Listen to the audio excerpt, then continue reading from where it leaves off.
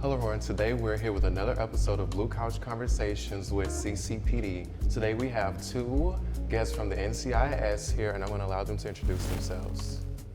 My name is Serena Curry. I'm Assistant Special Agent in Charge. My name is Paul Murphy. I'm a Special Agent.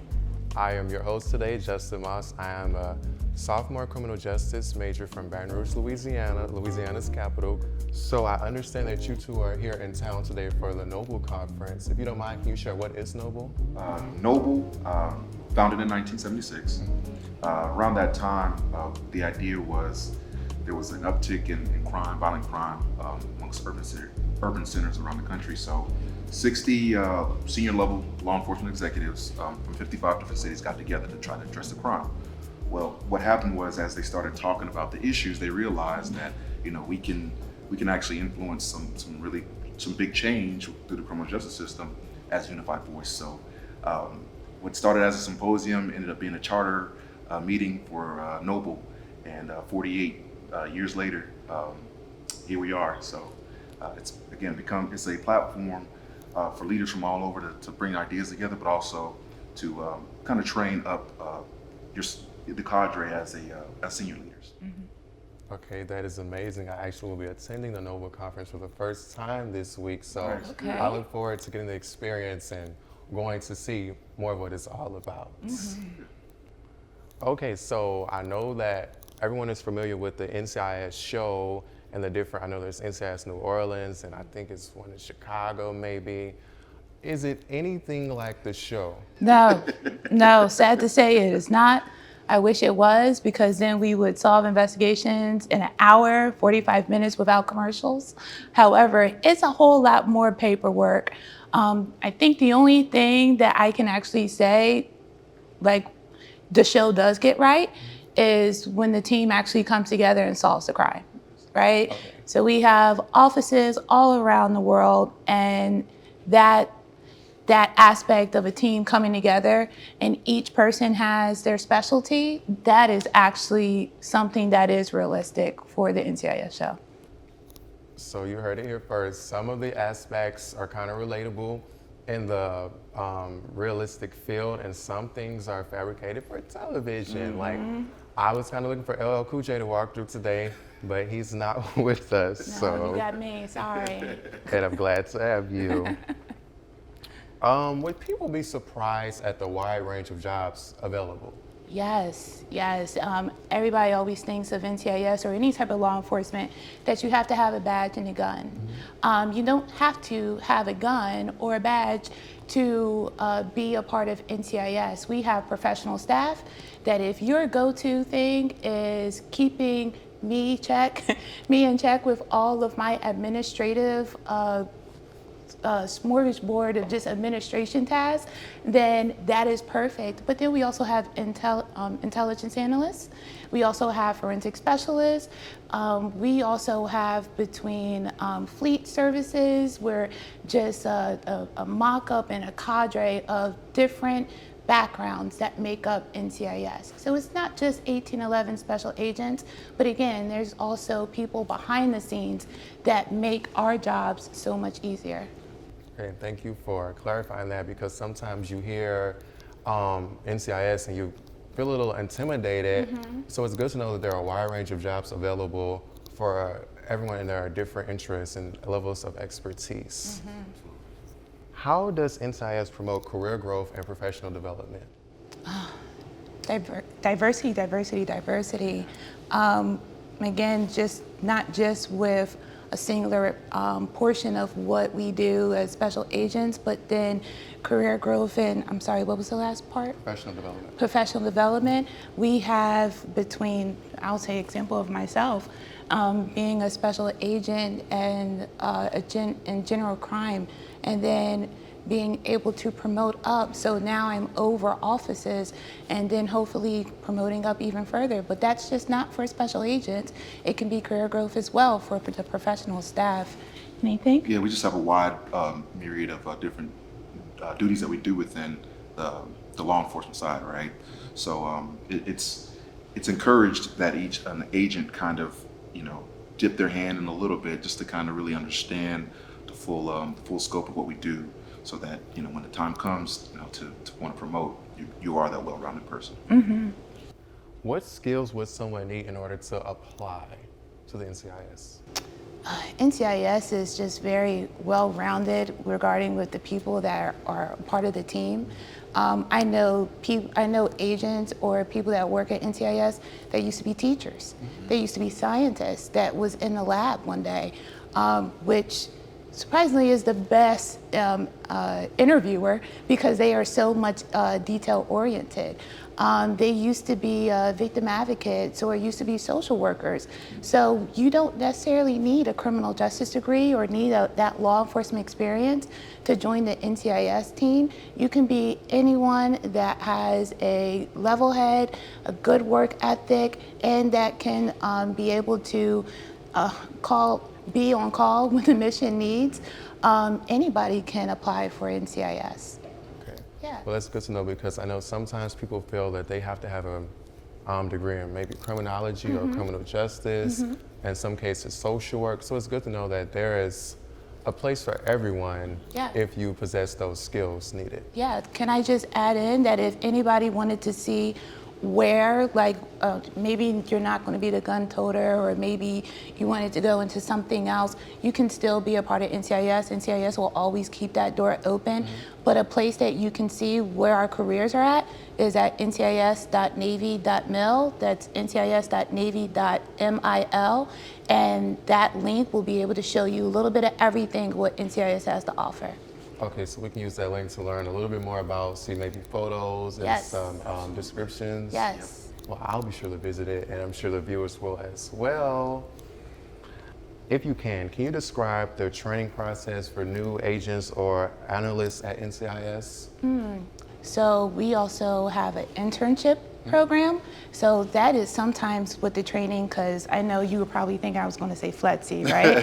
But I want to start all the way. No? That's good. That's good. I want to start all the way before you even get to FLETC, that if someone's interested, we do have an internship program that they can have a summer during your summer break, and it is also paid internship. So you have to put in just like a regular job with a resume, and that helps you out to see even if this would be something that you would like. Afterwards, if you decide that you do like it, a lot of our interns are now special agents.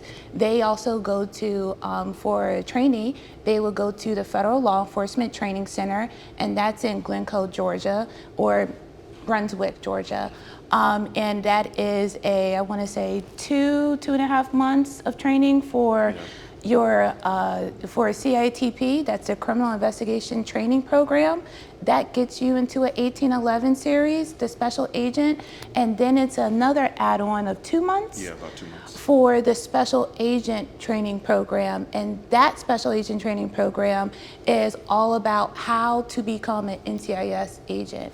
That goes into how to process the scene, how to do your interview techniques, how to do surveillance, how to do, how actually learning what the Department of Navy is and what the Marine Corps structure is. So those 2 months is all about then specifically molding you into an NCIS special agent.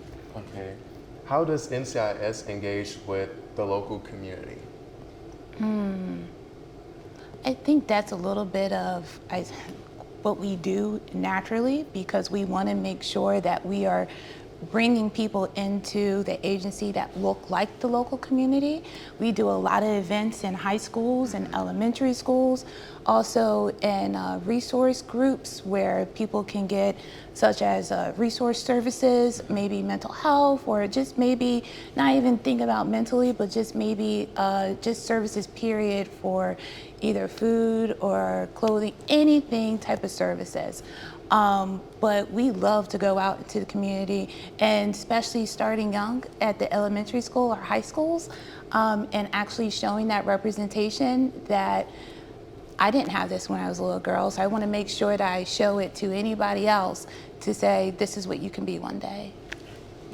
I think, it's naturally a part of what we do, because a lot of, the military members don't necessarily reside on installation. So, it's all about getting to know, where they're living, and just understanding that community, so that, again, our job is to service them and to make sure that they're safe. and that they have all that access to the care that they need for any incident. So, we're constantly engaging with the local community through our partnerships with the local law enforcement agencies and criminal justice entities. That's very good. This next question, you all have done so well with answering it just with all your responses, but I will ask it anyway for the sake of Dillard University. I want to know this. You know this? I don't. I want to know it. What role, I'll ask it right. What role do HBCUs play in the recruitment process for NCIS? I think I'm going back to that local community and wanting to see the enforcement and wanting to see that the enforcement looks like the local community. And that way you also have a bond. So if you are now in NCIS, or it doesn't have to be NCIS, it could be a local police department, and you grew up in that community or you look like that community, that bond is already going to be there, especially if you grew up in the community.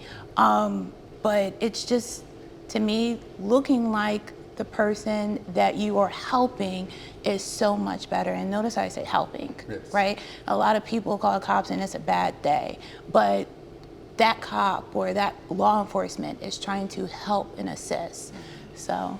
Yeah, I mean, as an HBCU alum, HBCUs are talent centers, right? Like, the very things that we need out of our agents, out of our employees, exist right here on these campuses. So it's surely a priority for us to get out and get to know. And again, like ASAC Curry was saying, just really ingrain ourselves in the community here. Do you see any unique issues today in law enforcement that you weren't seeing years ago? I'll let you take this. Yeah, I mean, I think just the advent of social media and just being in this information age where things are just very rapid. You have to really take that into account, because it really makes you take the extra step to make sure that you are, doing thorough work, right? Because one bad slip up, that information gets out, and we're working to try to, correct our problems. But it's also, it's a challenge, but it's also I'd say, it helps with accountability, right? It makes us look at ourselves and say, hey, are we doing everything right? Are we really, focusing on making sure that the messaging is correct, and that, the things that we are doing on a day-to-day basis, that they're being covered properly, and that we are, we look good to the public. Okay. You answered this quick question before. It's going to be, if someone wants to apply, where would they go? So I guess it would be the website. What is it again? The website is ncis.navy.mil, and that's ncis.navy.mil. Again, people can go to that website. They can see the careers, if they want to be between professional staff or a special agent. Also, that will have the descriptions of what the careers are. But then also, we're always on usajobs.gov as well. That's usually people's go-to. But I really, really encourage the ncis.navy.mil site, just so you can get a proper description of what that job opportunity is. And if you go all the way down to the bottom of the main page, there's a LinkedIn logo, an Instagram logo, and a Twitter logo. And oh no, it's at Facebook. I think it's Facebook. But we actually, as an agency, do a very good job of interacting on social media. So you can click the like or click the follow, and we announce job opportunities as well as the internship opportunities. So highly encourage those to go on that website, like ASAC Curry was saying, and follow those social media sites. Very good. Well, that was my last question. So I'm just gonna, first of all, thank you both for being here. Of course. I really, really appreciate it. This was very insightful to me, and I'm sure it will be for those who are gonna be viewing. So if there's anything that you would like to say in closing. Man, why you put me on the spot like this? I'm just ready for a question. Anything I would like to say for closing is, one, thank you so much for inviting us here. But then two, do not be hesitant on going into the law enforcement career, just because, again, I thought that everybody just needed to have a badge and a gun, but that is not the case at all. We need everybody, and to have a little bit of everybody, that diversity, not just for skin color or male or female, but then the ideas. That is what makes NCIS into the leading agency that it is right now. We are not scared to hire someone that may not look like everybody else, or hire someone that has a way different idea, just as long as the mission comes there. But we always say people first, mission always. In Louisiana, we call that gumbo, you know, some That of gumbo, a everything. little bit of everything. Put it together and it makes something That is wonderful. NCIS right there. NCIS. Yeah. I'll add that if you want to see the world, this is the place to do it. This job will literally send you to some places that you see on postcards. Yeah. And then you'll get there, and it'll be, you'll stop and think like, wow, like I never thought that I would end up.